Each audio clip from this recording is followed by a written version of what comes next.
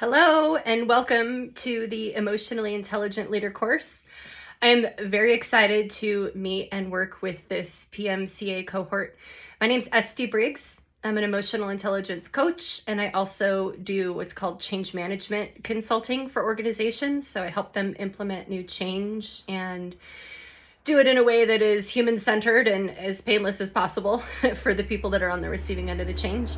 I'm a small business owner, and my background is 20 or more years in the learning and development space. I've done a lot of leadership development, and I am now honored to be hosting the EI Leader workshop for PMCA for UCON for the third year in a row.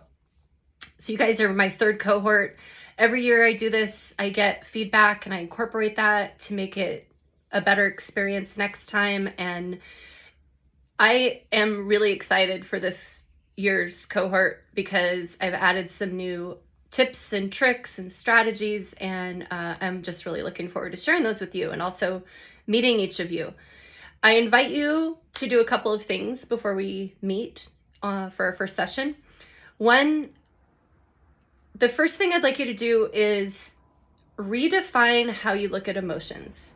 So whatever your experience is, a lot of us think about emotions as something that's, not meant to come to work with us or needs to be controlled or isn't, they aren't necessarily good. And whatever your preconceived notion is about emotions, I invite you to just leave that at the door, come to this treating emotions as data. So I want you to think about emotions as data.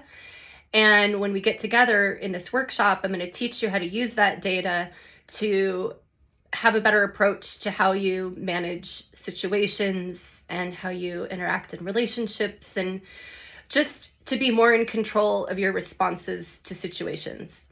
You would probably be very surprised to find out just how many things our emotions impact that we're not even aware of. They affect our decision making. They affect our stress response, our ability to empathize with other people. And so these are all tools that you're going to get to put in your toolbox next to your real tools and start using going forward in life and in work. Next, I would also invite you to start tracking your emotions. This is going to be an actual assignment that I'll give you after our first session, but if you want to get started early, you can just write down either throughout the day or at the end of the day what you were feeling and when. And that's it. You don't have to share it with me. It's just a helpful habit to get into to start building self-awareness, which is the foundation of emotional intelligence. So I've already seen lots of EQ reports come in. I appreciate that. If you haven't already, please do take your EQ assessment. The link was provided by our lovely Avanti in an email that she sent earlier. I will also provide that link in this email. And the other thing I request of you is to just please complete the pre-workshop survey. I've gotten a few responses back, but I do look at these surveys because it tells me what you would consider to be a successful outcome for this workshop. This isn't an off-the-shelf training. This is a very personalized, custom experience. And so I want you to get the most out of it. And I can do that by first finding out a bit about what you perceive as, how you perceive emotions, and also what you'd specifically like to work on. Your results for your EQ assessment are 100% confidential. You will get the opportunity to go through that assessment finding with me once you complete your report. I will reach out to you to schedule a one-on-one session with me. I recommend we do that session after we first meet, after the first workshop, so you have a little more context about what emotional intelligence is. But I'm happy to meet with you at any time. You have my Calendly link, which you can use to put time on my calendar. So that's it. I just wanted to say hi and welcome, and I'm excited to work with you. Reach out to me with any questions. Track your emotions, please.